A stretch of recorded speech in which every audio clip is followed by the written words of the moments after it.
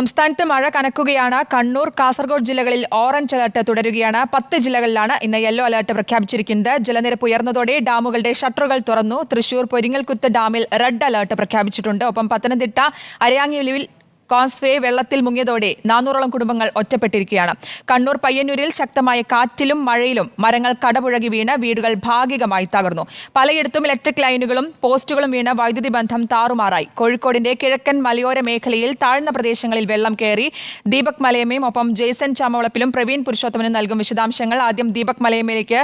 ദീപക്, മലബാർ മേഖലയിൽ എങ്ങനെയാണ്, എത്രത്തോളം മഴ ശക്തമാണ്? കോഴിക്കോടൊക്കെ മലയോര മേഖലകളിൽ കനത്ത മഴ തുടരുന്നുണ്ടായിരുന്നു. ഇപ്പോഴത്തെ സാഹചര്യം എന്താണ്? ശ്രുതി, കോഴിക്കോടിന്റെ കിഴക്കൻ മലയോര മേഖലകളിലാണ് ഇടവിട്ട മഴ പെയ്യുന്ന സാഹചര്യമുള്ളത്. ഇരുവഴിഞ്ഞിപ്പുഴയുടെ ജലനിരപ്പ് ഉയർന്നിട്ടുണ്ട് എന്നുള്ളതാണ്. ഒപ്പം തന്നെ പുഴയോട് ചേർന്ന് കിടക്കുന്ന പ്രദേശങ്ങളിൽ വെള്ളക്കെട്ട് രൂപപ്പെടുന്ന സാഹചര്യവും ഇതിനോടൊപ്പം തന്നെ രൂപപ്പെട്ടിട്ടുണ്ട്. ഇന്ന് രാവിലെ ഓമശ്ശേരി അമ്പലക്കണ്ടിയിൽ ഒരു വീടിന്റെ കിണർ, അതിന്റെ റിങ് താഴ്ന്നു പോകുന്ന സാഹചര്യം ഉണ്ടായിട്ടുണ്ട്. മോട്ടോർ ഉൾപ്പെടെയുള്ള ഉപകരണങ്ങൾ അത്തരത്തിൽ താഴ്ന്നു പോയിട്ടുണ്ട്. വീടിനോട് തൊട്ടടുത്ത പ്രദേശത്ത് തന്നെയാണ് കിണർ ഉള്ളത് എന്നുകൊണ്ട് വീട്ടുകാരെ സംബന്ധിച്ച് വലിയ തരത്തിലുള്ള ആശങ്ക നിലനിൽക്കുകയും ചെയ്യുന്നുണ്ട്. മറ്റൊന്ന്, കണ്ണൂർ ഒപ്പം തന്നെ കാസർഗോഡ് ജില്ലകളിൽ നേരത്തെ തന്നെ മുന്നറിയിപ്പ് കാലാവസ്ഥാ നിരീക്ഷണ കേന്ദ്രം നൽകിയിട്ടുള്ളതാണ്. അവിടെ പയ്യന്നൂർ മേഖലയിലാണ് മഴ വലിയ രീതിയിലുള്ള നാശം വിതച്ചിട്ടുള്ളത്. പയ്യന്നൂർ മേഖലയിൽ പയ്യന്നൂർ കാനായി വെള്ളിക്കെട്ട് പ്രദേശത്ത് അത്തരത്തിൽ കാറ്റിലും മഴയിലും ശക്തമായ നാശനഷ്ടം ഉണ്ടായിട്ടുണ്ട്. കാനായി വെള്ളിക്കെട്ട് പ്രദേശത്തെ 4 വീടുകളാണ് അത്തരത്തിൽ ഭാഗികമായി തകരുന്ന സാഹചര്യമുണ്ടായത്. വീടുകൾക്ക് മുകളിലേക്ക് മരങ്ങൾ കടപുഴകി വീണാണ് അത്തരത്തിൽ അപകടമുണ്ടായത്. പക്ഷേ ഏറ്റവും ആശ്വാസകരമായ കാര്യം മറ്റാർക്കും അത്തരത്തിൽ പരുക്കുകളൊന്നും ഏൽക്കാതെ രക്ഷപ്പെട്ടു എന്നുള്ളതാണ്.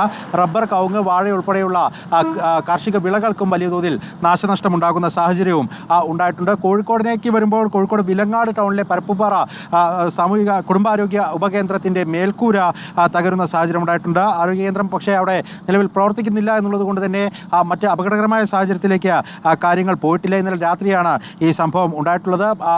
ഓടും മരവും ഉൾപ്പെടെ താഴേക്ക് പതിക്കുന്ന സാഹചര്യം ഉണ്ടായിട്ടുണ്ട്. പൊതുവെ അനിഷ്ട സംഭവങ്ങൾ എന്ന കണക്കിന് വലിയ പരുക്കുകൾ ആർക്കും ഏറ്റിട്ടില്ല എന്നുള്ള ആശ്വാസകരമായ കാര്യമാണ്. അതേസമയം തന്നെ ശക്തമായ മഴ പല കേന്ദ്രങ്ങളിലും തുടരുന്നു എന്നുള്ളത് ആശങ്ക ഇപ്പോഴും നിലനിർത്തുകയും ചെയ്യുന്നുണ്ട്. ശരി, ദീപക് മലയമ്മയാണ് വിശദാംശങ്ങൾ നൽകിയത്. ഒപ്പം തൃശ്ശൂരിൽ നിന്ന് ജെയ്സൺ ചാമവളപ്പിൽ കൂടി ചേരുന്നുണ്ട്. ജെയ്സൺ, പൊരിങ്ങൽകുത്ത് ഡാമിൽ റെഡ് അലേർട്ട്, അതായത് വൃഷ്ടിപ്രദേശത്ത് ഇപ്പോഴും മഴ തുടരുന്ന ഒരു സാഹചര്യമുണ്ടോ?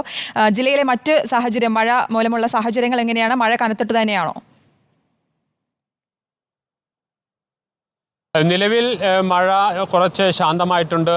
ഇന്നലെ രാത്രി കനത്ത മഴ പെയ്തിരുന്നു. അതിൻ്റെ ഭാഗമായിട്ട് ഇപ്പോൾ ഞാൻ നിൽക്കുന്നത് അതിരപ്പള്ളി വെള്ളച്ചാട്ടത്തിന് സമീപത്താണ്. അതിരപ്പള്ളി വെള്ളച്ചാട്ടത്തിലൂടെ ഒഴുകി വരുന്ന വെള്ളം പെരിങ്ങൽകുത്ത് ഡാം അല്പം മുമ്പ് ഏകദേശം 12 മണിയോടുകൂടി പെരിങ്ങൽകുത്ത് ഡാമിൻ്റെ 2 ഷട്ടറുകൾ തുറന്ന് 1 അടി വീതം തുറന്ന് സെക്കൻഡിൽ 7.5 ക്യുമെക്സ് ജലം ഒഴുക്കി വിടുകയാണ് ഇപ്പോൾ ചെയ്യുന്നത്. ഇതിന് കാരണം കഴിഞ്ഞ രാത്രി പുലർച്ചെ വരെ നിന്ന ശക്തമായ മഴയായിരുന്നു. ഇപ്പോൾ കാര്യമായ മഴയില്ല.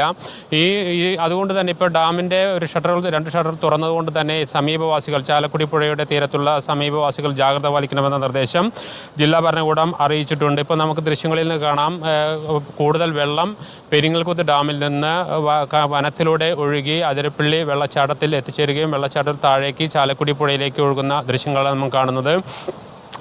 ജില്ലയിലെ വിവിധ മേഖലകളിൽ രാവിലെ ഉണ്ടായിരുന്ന ഒരു പുലർച്ചെ ഉണ്ടായിരുന്ന കനത്ത മഴ പിന്നീട് നിൽക്കുകയായിരുന്നു. ഇപ്പോൾ ഒറ്റപ്പെട്ട ചെറിയ രീതിയിലുള്ള മഴ മാത്രമാണ്.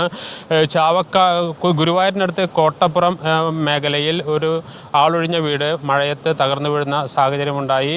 അതുപോലെ തന്നെ മാള പ്രദേശത്ത് ചെറിയ രീതിയിലുള്ള മണ്ണിടിച്ചിലുണ്ടായിട്ടുണ്ട്. ഇത്തരത്തിൽ മഴയുടെ നാശനഷ്ടങ്ങൾ ചെറിയ തോതിലെങ്കിലും വിവിധ മേഖലകളിലേക്ക് വ്യാപിക്കുന്നുണ്ട്. പ്രധാനമായും മലയോര മേഖലകളിൽ ശക്തമായ മഴ ഇടവിട്ട് വരുന്നു എന്നതാണ്. അതേസമയം തന്നെ തൃശ്ശൂർ ജില്ലയിലെ കടലോര മേഖലകളിൽ കടലാക്രമണം ശക്തമായി തന്നെ തുടരുന്നുണ്ട്. കഴിഞ്ഞ 3-4 ദിവസങ്ങളിലായി കടലാക്രമണം ശക്തമായി തുടരുന്നുണ്ട്. അതുകൊണ്ട് തന്നെ ആ പരിസരത്തെ റോഡുകളും വീടുകളുമൊക്കെ തകരുന്ന സ്ഥിതി കഴിഞ്ഞ ദിവസങ്ങളിലൊക്കെ റിപ്പോർട്ട് ചെയ്തതാണ്. ഇപ്പോഴും ആ കടലാക്രമണ ഭീതിയിൽ തന്നെയാണ് ആ പ്രദേശം. ഈ മലയോര മേഖലകളിൽ പ്രധാനമായും വലിയ ജാഗ്രതാ നിർദ്ദേശം ജില്ലാ ഭരണകൂടം നൽകാൻ കാരണം മരങ്ങൾ വീണും അതുപോലെ തന്നെ അത്തരത്തിലുള്ള വലിയ അപകട സാധ്യത മുന്നിൽ കണ്ടുകൊണ്ടാണ് മലയോര മേഖലകളിൽ പ്രധാനമായും ജാഗ്രതാ നിർദ്ദേശം നൽകിയിരിക്കുന്നത്. അതോടൊപ്പം ചാലക്കുടി പുഴയുടെ ഓരത്ത് താമസിക്കുന്ന പ്രദേശത്ത് താമസിക്കുന്ന ആളുകൾക്കും ഇത്തരത്തിലുള്ള നിർദ്ദേശം നൽകിയിട്ടുണ്ട്. ഇപ്പോൾ നാം ചാലക്കുടി പുഴയിലേക്ക് അതിരപ്പള്ളി വെള്ളച്ചാട്ടത്തിലൂടെ വെള്ളം ഒഴുകിപ്പോകുന്ന ദൃശ്യങ്ങളാണ് നാം ഇപ്പോൾ കണ്ടുകൊണ്ടിരിക്കുന്നത്.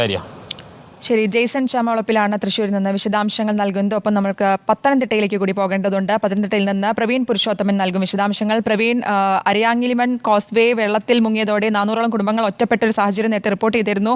എന്താണ് ഇപ്പോഴത്തെ ഒരു സാഹചര്യം? ഈ കുടുംബങ്ങളെ അവിടെ നിന്ന് മാറ്റുന്നതിനുള്ള നടപടികൾ എടുത്തിട്ടുണ്ടോ?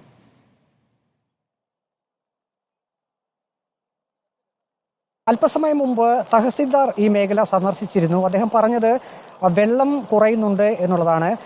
മറ്റ് വിശദാംശങ്ങളിലേക്കൊന്നും തഹസിൽദാർ പോകുന്നില്ല. മഴയുടെ ശക്തി കുറയുന്നു, വെള്ളം കുറയുന്നു എന്ന് മാത്രമാണ് അദ്ദേഹം പറഞ്ഞത്. പക്ഷേ അത് പൂർണ്ണമായും ശരിയല്ല. കാരണം ഇപ്പോൾ ഇടവിട്ട സമയങ്ങളിൽ മഴ പെയ്യുന്നുണ്ട്. നമ്മൾ 1 മണിക്കൂർ മുമ്പ് ഈ വാർത്ത റിപ്പോർട്ട് ചെയ്തപ്പോൾ വെയിലുണ്ടായിരുന്നു, മഴ ഇല്ല എന്ന് തന്നെ പറയാമായിരുന്നു. പക്ഷേ ഇപ്പോൾ കാലാവസ്ഥ മാറിയിട്ടുണ്ട്.